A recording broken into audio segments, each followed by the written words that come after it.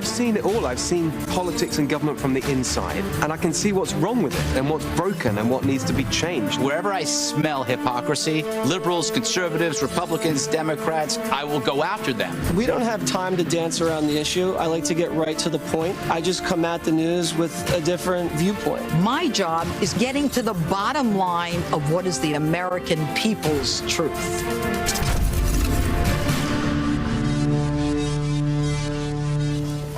Well, thanks for joining us and spending time with us on the Fox News Channel. Oh my God, this weather is amazing. Go out and enjoy it. But first, stay there. Outnumbered starts now. President Trump slamming James Comey over allegations in the former FBI director's new book. The president calling Comey a leaker and an untruthful slimeball, among other things, saying it was, quote, my great honor to fire him. This is Outnumbered. I'm Sandra Smith, and here today, host of Kennedy on Fox Business, Kennedy. Also from FBN, co-host of After the Bell, Melissa Francis. Commentator and Fox News contributor Rachel Campos Duffy joins us today. And joining us on the couch, we welcome back the co-host of the Bernie and Sid show on WABC Radio, Bernard McCurk, and he is outnumbered. Hello, ladies. Good to have you. Happy Friday. Happy Friday, indeed. They're always happy these Fridays. I mean, it's always something, right? I mean, it There's doesn't almost slow down. nothing to talk about today. What can It's you become the possibly biggest talk news about? day of the week. Yeah, really has. Every week, every Friday, there's always something. But And it's he beautiful. just interviewed the president. Wow, let's learn I with did, Bern. yes, my good friend, the president. Very good, Bernie. Well, we'll get your insights in just a moment. Let's get to the news. Details emerging about allegations in former FBI Director James Comey's memoir titled A Higher Loyalty, which hits bookshelves Tuesday. It's filled with personal insults against the president, even including attacks on the commander-in-chief's appearance. In one excerpt obtained by the Washington Post, Comey writes, his face appeared slightly orange with bright white half moons under his eyes, where I assumed he placed small tanning goggles, and impressively coiffed bright blonde hair, which upon close inspection looked to be all his. Wow. Okay. Well, Comey refers to Trump's presidency as a, quote, forest fire and compares him to a mafia boss. He also criticizes his relationship with his wife, Melania. Kellyanne Conway fired back on that one this morning. He sounds like a disgruntled ex-employee who, after the fact, wants to clear his conscience of what bothered him at the time. If you're that bothered, quit. He's a psychoanalyst. He's giving advice on how people look. He's a marriage counselor. I find that particular excerpt to be really egregious and over the top and unacceptable. And I hope people of all political stripes, including those who didn't like Jim Comey in late October 2016, to really push back on it. President Trump also slamming the former FBI director on Twitter this morning, saying, quote, James Comey is a proven leaker and liar. Virtually everyone in Washington thought he should be fired for the terrible job he did until he was, in fact, fired. He leaked classified information for which he should be prosecuted. He lied to Congress under oath. He is a weak and untruthful slimeball who was, as time has proven, a terrible director of the FBI. His handling of the crooked Hillary Clinton case and the events surrounding it will go down as one of the worst botch jobs of history. It was my great honor to fire James Comey. Whew, Bernard, that's... How do you really feel? That's a long tweet, huh? It's a lot of information. And all on the money, right? Yeah, I mean, Kennedy, you know, the former director of the FBI, going after our president in a book like that, what do you think? Well, it's interesting because he's positioning himself as this sanctimonious patriot, someone who loves his country so much. He knows better than everybody else. And not only that, he's a braver and better person. And all we get are these leftist hack descriptions of the president that are supposed to do what? You know, somehow because he's using the same descriptions of the president that people like Judd Apatow and Barbara Streisand have used, that he should be removed from office and Hillary Clinton should be put on a queenly perch. You know, for someone who positions themselves to be such a higher quality human being, you would expect more from him as far as like bottom line facts and data. And the president making it very clear, Bernie, he's not pleased with this. Not at all. No, should he be? I mean, and this is all he has, by the way. This is nothing. Body shaming. Come on, listen, James Comey. I mean, really, body shaming and He does. He takes a mocking- shot at his height. and mocking the color of a man's skin. You know what that's called, right? Anyway, look, this guy he's a dishonorable, a double-talking, a dirty swamp cop. He's a rat. He's a crybaby. He doesn't know if he wants to be a victim, a martyr, a hero. He's just, he's got delusions of grandeur. I think he's off in the head a little bit. I think he's got a little bit of a Brian Williams syndrome, to be quite honest with you. And he goes as far as to compare him to a mob boss, Rachel. He does. Now, listen, I want to be fair. I am a Trump supporter, but a lot of the name calling and appearance sort of descriptions of people, the president has started that kind of talk in politics. So let's just be honest and fair about that. That said, and by the way, Higher Loyalty, the name of his book, in my opinion, is a signal to never Trumpers. A lot of people who hated the president, who were within the Republican Party, wanted to get in the administration. They said, because I have a higher loyalty to the country, they kind of wanted to undo the Trump agenda. So I think that's a signal. That's where he and the Democrats come together. One of the things he said in the book was, he said it was wrong to stay silent while the president brazenly seeks to undermine public confidence in law enforcement institutions. You talked about psychology. That is massive projection. Nobody has done more to undermine law enforcement than Comey himself. And I think one of the worst things that he did was not tell the president when he had the chance at the beginning of the year last year in January that he knew who had paid for the dossier, and he deliberately left that information out. That is brazen, that is wrong, and he shouldn't have done that. I think that, you know, we've seen in the build-up to this book a lot of people that would like to see the president impeached breathlessly saying that there are many bombshells in this book. I would say you better hope there aren't, because this is a law enforcement official. And if he waited to put things that would cause a president to be impeached into a book, then I mean, how could you possibly do that? As a law enforcement official, it would have been your duty to report it, do something about it, tell someone, you're absolutely right. bring it to a court, do something. If there's something in here that's really a smoking gun or is impeachable, what a mercenary way to put it out there in a book where you're going to profit, as opposed to as a law enforcement official bringing it to the right authorities. You know, it's like there's a big difference between this president is so awful and so evil that he's going to undermine the very foundations of democracy just as a result of his ineptitude and corrupt nature. And, you know, if he has all these bombshells and a 5-hour conversation with George Stephanopoulos, and those things were so bad, he sat there before Congress.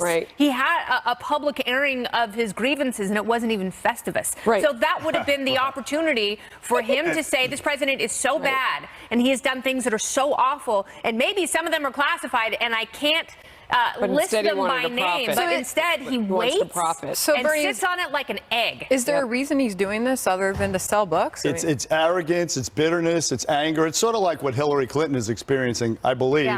And it's very, again, the arrogance. The title of the book, A Higher Loyalty, Truth, Lies, and Leadership. It should be called 50 Shades of Grandstanding Garbage, is what it should, or Sex, Lies, and Vitriol, whatever it is. For him to actually sit down on Good Morning America with George Stephanopoulos and say that it's possible that Trump did the things they're saying he did in a Moscow hotel with hookers. You know, it's possible that when Hillary was in India, she skinny dipped in the Ganges with some Hindu gigolos. Yeah, that's possible. You don't say it unless there's some credible evidence to back it up, especially if you're the ex-FBI director. I mean, this is absolutely outrageous. Is there a presidential run in his future? Well, I mean, I have to go back to what Bernie was saying, though. I mean, again, this whole investigation was started by a dirty dossier full of lies, and he knew that this dossier was paid for by the political opponents of the president. And he failed to tell, he knew at the time he had the meeting with the president, he didn't tell the president that. And when he was asked about that in the George Stephanopoulos interview, he said, well, it didn't serve my purposes to tell him. I mean, the guy is so arrogant, and I'm sorry, the president is going to be vindicated. There's nothing in this book that points to what the president doing anything wrong, any collusion with the Russians, no obstruction. It just... I wanted to bring up one more quote on the heels of that. There's a part where he says, I was making decisions in an environment where Hillary Clinton was sure to be the next president. My concern about making her an illegitimate president by concealing the restarted investigation bore greater weight than it would have if the election appeared closer or if Donald Trump were ahead in the polls. So he writes he was making decisions based on the predetermined notion that Hillary Clinton was going to win. I mean, how arrogant, how political. How that's corrupt. not his Well, job. that's also it's also the opposite of objective law enforcement, Right. and that's not what he's doing. It's not what he's supposed to do. The facts are not informing him. He is being led, by his own admission, by polls and perception, and that, by definition, is a politicized figure who is too compromised to do the job he was doing. And I know he was obviously very upset when the president fired him. He was going to get fired either way, no matter who won the election. The rank and file hate him. And by the way, speaking rank of and that, file and the FBI the rank do and not file like him. were the ones that forced his hand. The reports are what he said there was a lie. I mean, it's a nice rationalization, but that he reopened that Wiener case. They sat on it for 30 days. That's right. And then they found out that the NYPD and the FBI rank and file were going to leak it to CYA. Then he came out 8 to 10 days before the election. You said you were going to share your insights after just speaking. Oh, yeah. Yes, with the with the president. let that go. Do you think he should have responded like he did to this, this morning, multiple tweets firing back at James Comey? Does that just bring more attention and help him sell? No, I absolutely think he should. He's got to be himself. He should. This is outright bust out, unmitigated slander, and he's going to punch right back as he always does, kick his attacker in the teeth, and that's exactly what he should do. Yes, I spoke to him about a week ago on my radio show, the Bernie and Sid show.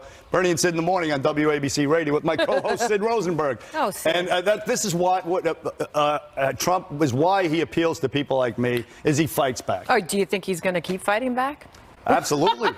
Without Absolutely. a doubt. Why not? Okay, but to Rachel's point, you made the point that the president started this stuff, and I agree with you completely. Yeah. And in a lot of ways, he has lowered the discourse in this country, and we have to be very mindful of that. And I think when he's out of office, either in 2020 or 2024, the pendulum is going to swing the other way, and we're going to have hyper decorum. But I will say this about the people. Yeah, I will say this because that's how politics is. It's all a reaction.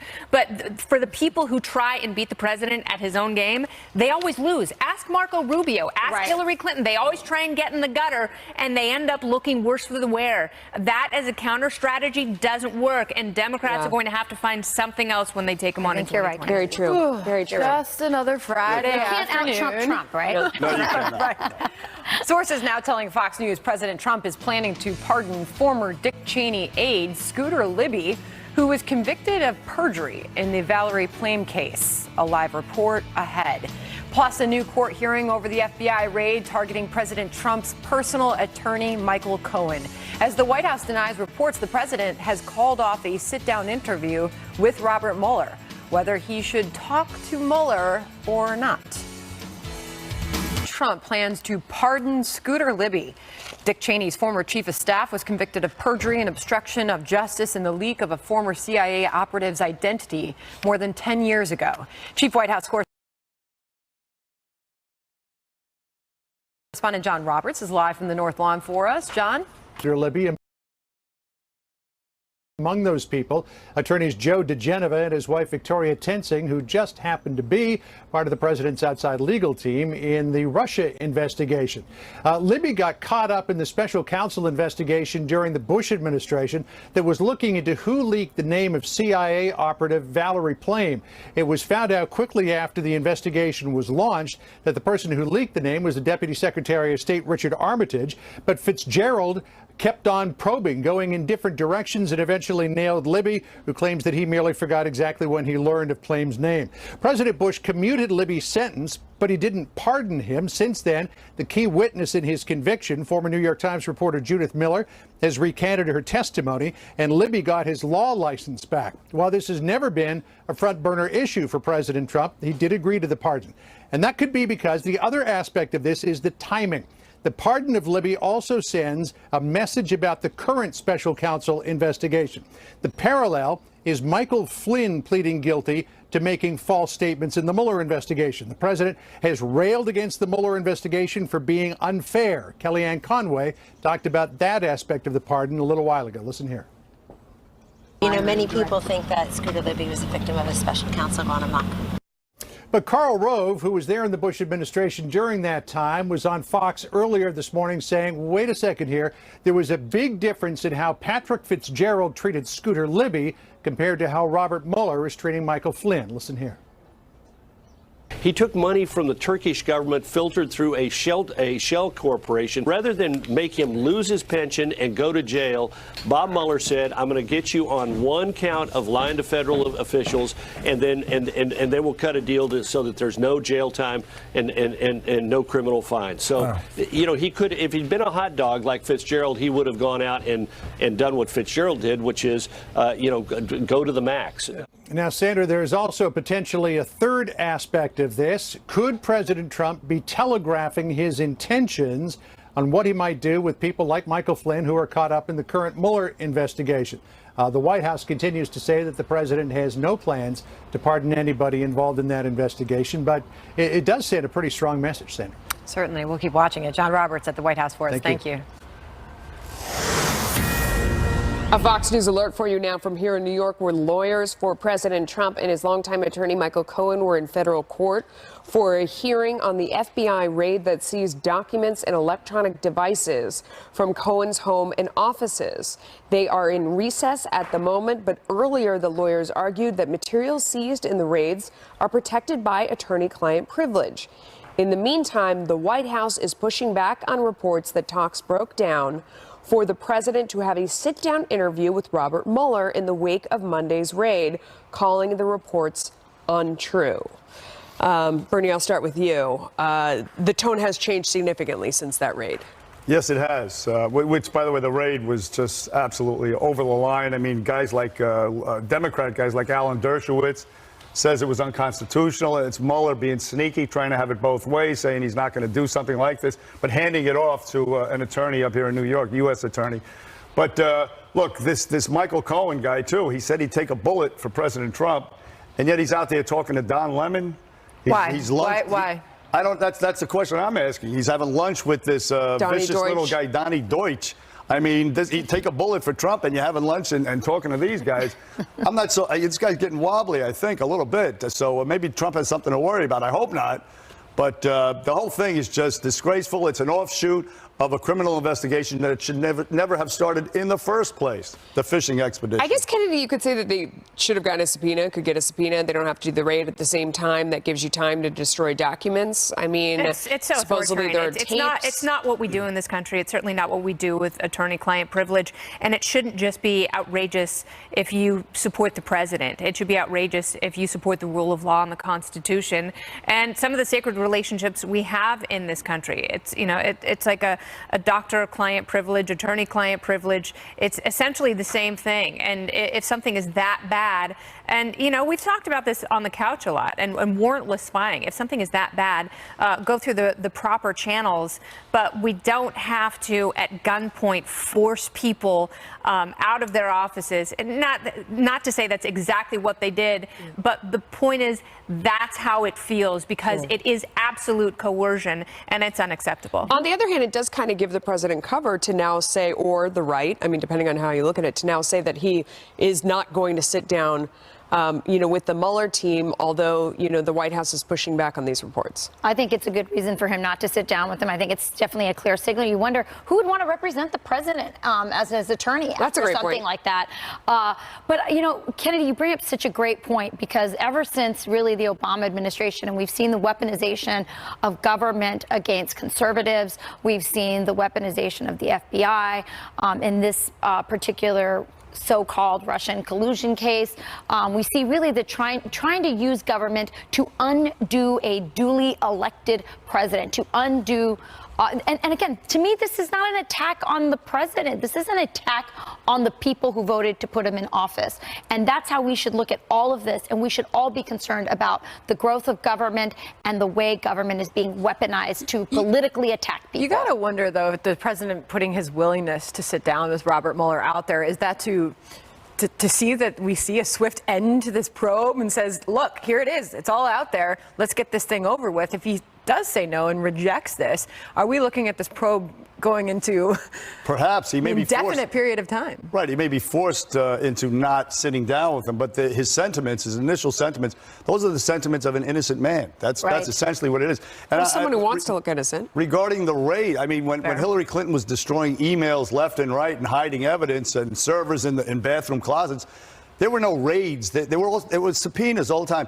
The Anthony Weiner laptop, they didn't raid Anthony Weiner's house. They just asked him for the laptop, and they got it from him. So he's a convicted pederast. Right. Exactly But the reason they went in there was to go after, some Stormy Daniels. What happened to the original reason for the probe, which was supposed Russian collusion? Then it's obstruction. Now it's Stormy Daniels porn star stuff. I mean, we need to wrap up this investigation. Like we need to wrap up this segment or something. Former FBI Director James Comey defending the Hillary Clinton email investigation in his new book.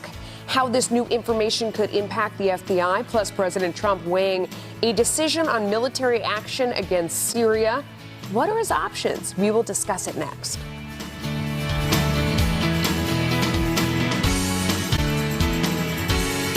Director James Comey reflecting on his decision to notify Congress he was reopening the Hillary Clinton email investigation just days before the 2016 election. In his new book, Comey says he took the lead because he feared the DOJ would, quote, screw around or whether or not to prosecute Mrs. Clinton, on whether or not to prosecute Mrs. Clinton. He says he feared she would appear, quote, illegitimate if she was elected president, and he didn't say anything.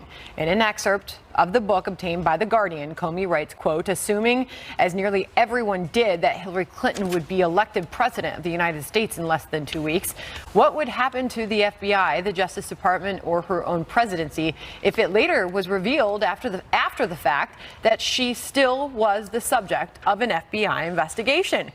Comey also has some choice words for former Attorney General Loretta Lynch. He says Lynch possessed a, quote, tortured half-out, half-in approach to the Clinton investigation and says he considered calling for the appointment of a special prosecutor. House Oversight Committee Chairman Trey Gowdy weighing in this morning. There were a lot of things that could have called into question the legitimacy of that investigation, including what he's now made reference to that some of us have alluded to a lot in the past, which is the real reason he had the July 5th press conference. It wasn't the tarmac. It was information he had about Loretta Lynch that if it became public, people would question their objectivity. Look, I defended him in 2016. This is Hillary Clinton's fault that he found himself in that position, and it was Democrats that wanted to put him in jail this time last year. It wasn't Republicans. So he had a tough 2016, but he's making it worse by writing this kind of a tabloid book. Bernard McCurk, what the heck? Well, listen, he's absolutely 1,000% correct on that, especially with the Loretta Lynch thing.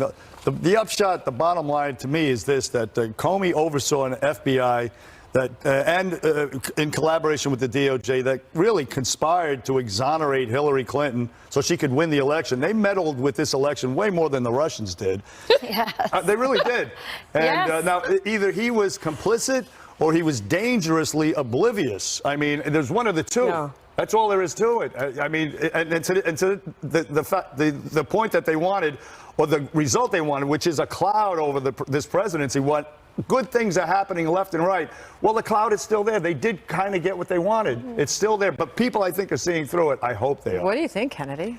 It's interesting because he talks about his worry that it would be seen as an illegitimate presidency. So what he was doing was trying to legitimize it in his own way. But it wasn't about the process. It wasn't about the wrongdoing. It wasn't about the extreme carelessness. It was about James Comey. And he once again puts himself at the center of the story, assuming that she's going to be elected. Because what he thinks he's going to do is ride his white horse in and be the shining knight there to explain to her how incredibly brave he was to reopen publicly the investigation. And that somehow saved her, because now there would be no more questions, because as you remember, as quickly as that case was reopened, it was also shut just as fast with this miraculous combing of 600,000 emails. In like a they minute. were, amazingly, they were able to come up with some sort of a system or program or algorithm that read things almost instantaneously. I love how he says that Loretta Lynch was half in and half out. She was all in for Hillary. That's so obvious. I also loved how he's like, we all knew that Hillary, we all expected, which is so true. The Washington bubble, no one ever went to Wisconsin. No one ever cared about what was happening in the Midwest, where the forgotten Americans are. You see all this game playing in Washington, and hubris. And hubris. And this book proves what people hate about Washington, D.C. I think, if anything, his book just puts more of a stink on this whole thing and further exonerates the president. And if the president is smart, he will not fire Mueller, because he will be vindicated if he keeps him in there, because there's a big nothing burger at the end of this. I always thought, when James Comey was FBI director, I called him Chatty Cathy, because he was the chattiest FBI director that we've ever had. I mean, you think of an FBI director as being disciplined and stoic and just doing their job, and he was out there talking. Well, he's tall. Still out there talking. But there were some other people talking at the time. Senate Minority Leader Chuck Schumer, I don't have confidence in Comey any longer. Maxine Waters from California, the FBI director has no credibility. Bernie Sanders, it would not be a bad thing for the American people if Comey did step down. My point is that everybody has found a reason to hate him. Is there a bridge he has not burned at this point? It's a great question, and you just wonder, are there going to be forever concerns and doubt thrown on that investigation, Bernie?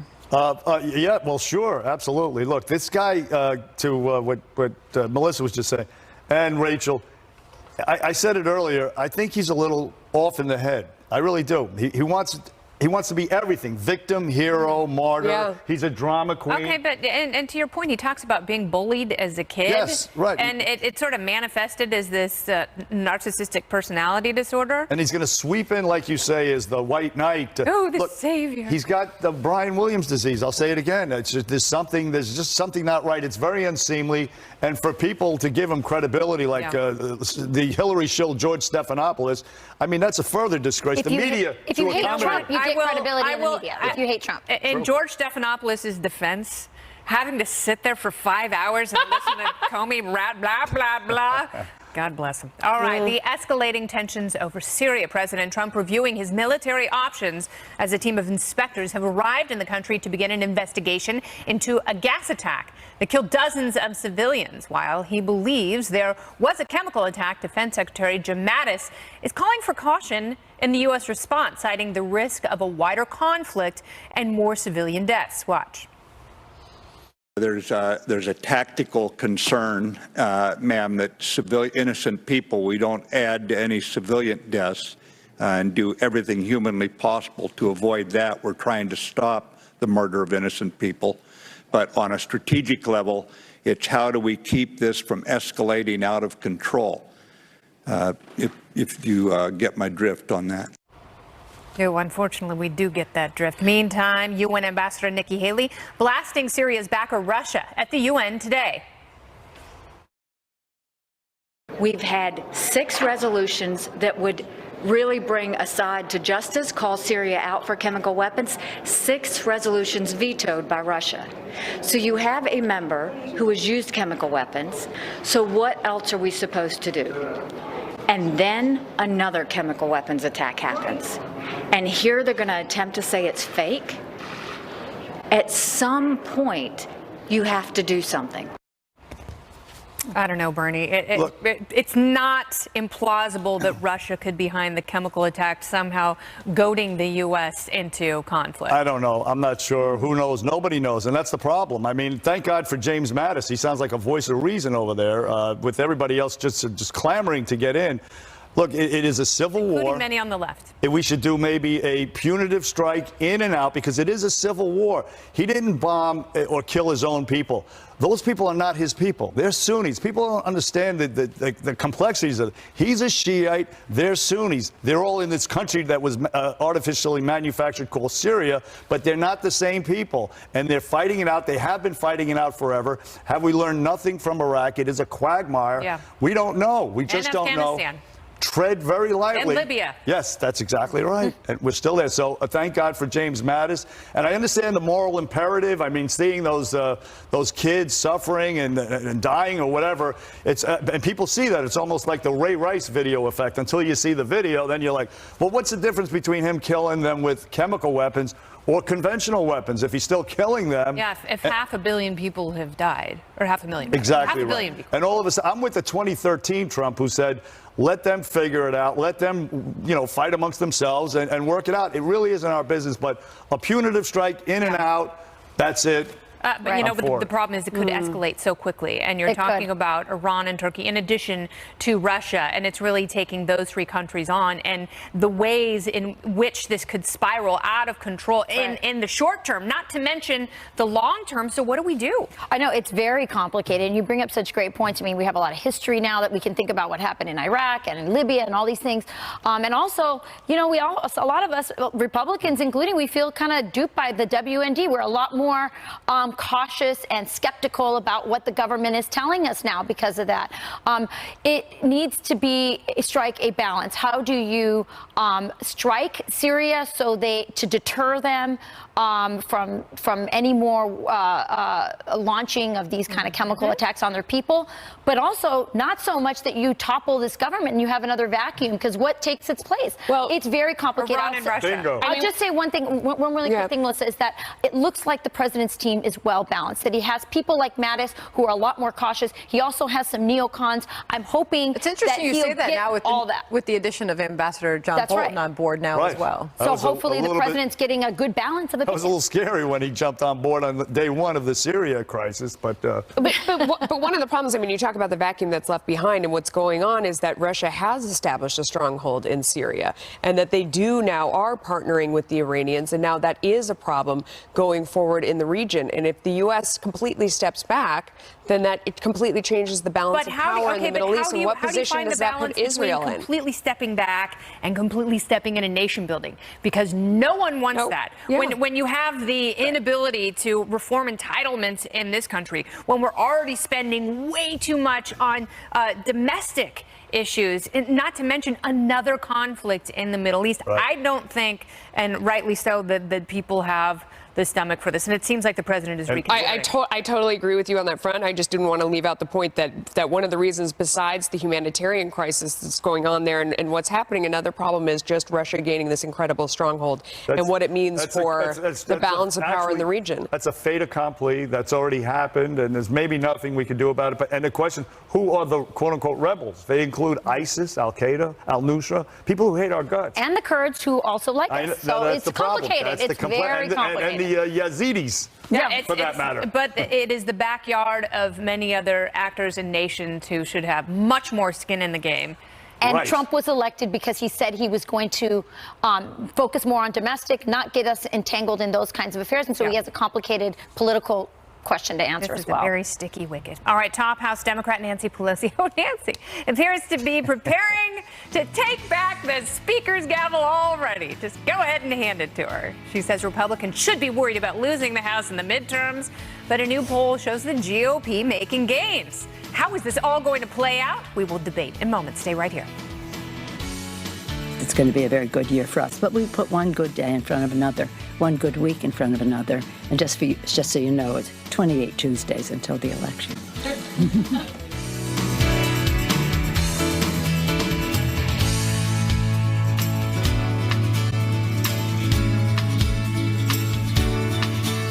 House Minority Leader Nancy Pelosi signaling Democrats are in position to take back control of the House after Speaker Ryan's announcement that he would not run for re-election. Pelosi saying Ryan's decision won't affect the Democrat strategy, but said this when asked about Republican prospects now.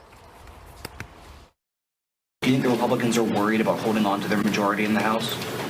Yes, they should be. But I hope they're resting and not thinking about it that much. We're very proud of all of our candidates as they go forward. So we're not watching their game. We're watching our game. It's about the future. It's not about the internal workings of the Republican caucus. I love it when she does the Queen thing. You know, it's so great, just like the Queen. All right. But Democrats may not want to be popping corks just yet. A new Quinnipiac University poll shows Democrats losing 3 points in the latest generic ballot, if you believe polls. Now at 46% support compared to 49% last month. The Republicans are at 43%, putting the two parties in a statistical dead heat. But I don't believe in polls. Kennedy, this reminds me of that Comey quote where he said we just all assumed that Hillary Clinton was going to win. And I remember at the time in that election, people saying he can't possibly win. And you say, you're right. You know, no problem. It will never happen.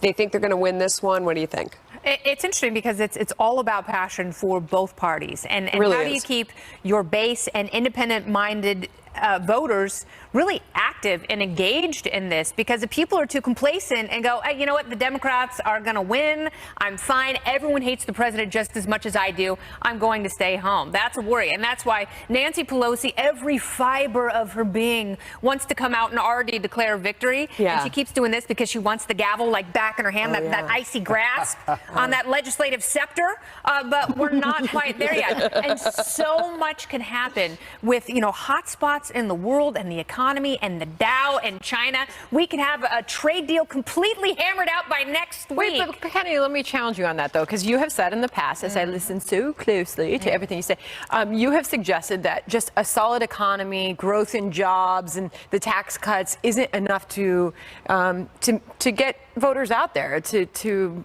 you know, get them jazzed to run out to the polls. A good economy, you know, it's like a dog who's been fed is much less likely to bark at a strange noise. Yeah, he's hungry, he wants to nap a little bit, or he's well fed and wants to nap a little bit. It's the same thing, and that's why Republicans and Democrats both have to figure out ways to keep their bases happy. Considering your I mean, the dog thing really hits home with me. That was a great analogy. I love analogies. That's a really good one.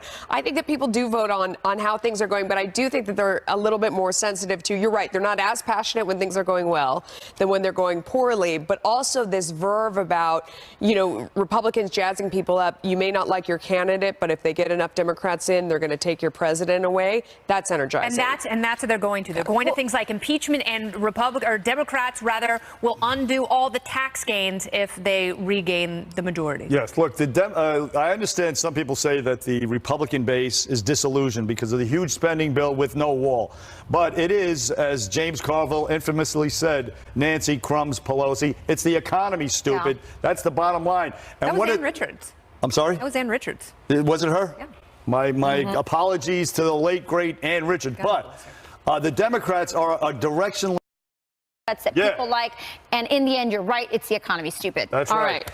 Up next, the sanctuary battle. As more California cities challenge the state's sanctuary laws, with the president seeing momentum building against those policies. Is the tide turning in the bluest of states? We're going to debate that.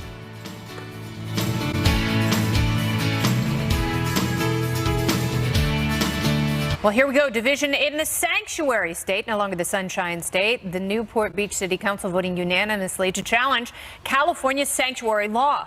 The third city in the past week to take such action, joining about a dozen others, which have done so recently. This after President Trump appeared to score a victory when Democratic Governor Jerry Brown said he would comply with the president's order to send National Guard troops to the border. The president tweeting, quote, tremendous pressure is building like never before for the border wall and an end to crime cradling sanctuary cities. Started the wall in San Diego, where the people were pushing really hard to get it.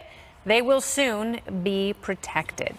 All right. So, Bernie, obviously, this is coming to a head with a lot of states, or cities rather, and counties in California opting out. And I like to see it. I mean, I don't know what the end game is for the people, you know, the Oakland mayor and Jerry Brown and these defiant people defying the government. Secession, is that what they're looking for? I don't know.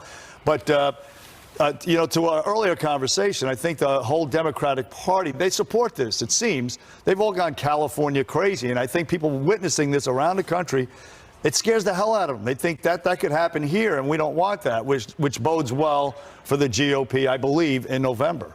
And I continue the fight. I mean, it's lunacy to sanctuaries protecting criminals. It's just absolute stupidity. I just don't get suicidal. I mean, Kennedy, you know the state well. It's your home state. I mean, well, originally from Oregon by way of Indiana. Okay, we'll chat about that after the show. And then 25 years in California. But that's a long time and you know, a delightful transformation. You spent a big chunk of your life in that state. Do you think that there's going to be more that jump on board here? More of these states, more of these cities. More of these cities, I do, because I think a lot of people, you know, it was interesting because Adam Housley pointed out something really important is when you have friends in Southern California and you've seen your friends and neighbors get deported, it gives you a different perspective on it. And you see immigration in a different light. And, you know, my daughter's best friend, her dad was deported for over a year and their family was really distraught over it. And he finally came back, and both parents work hard and they're a lovely family. But we have to have an immigration policy in this country where people know how they can get in and they can go through proper channels and come into the country, so you don't have to have these warring factions within states. Yeah, well, it's interesting. I mean, so California says we're not going to comply with federal law, and now these cities are saying we're not going to comply with California law. This is what happens when you lose rule of law, and I think that's what this issue was really about, rule of law. I mean, states cannot have their own currency. They don't get to start their own military, and guess what? They don't get to do their own immigration policy. That's the purview of the federal government, and that's the way our system is set up. And so, look, I think the president is right where the people are at. He obviously wants to do something to help the Dreamers. He obviously wants to reform the immigration system so that we can do something with the 11 million who are here and find a way to legalize them. But he also wants to secure the border. That's where the people are at. We're at. We need to say more Outnumbered in just a moment. Stay right here.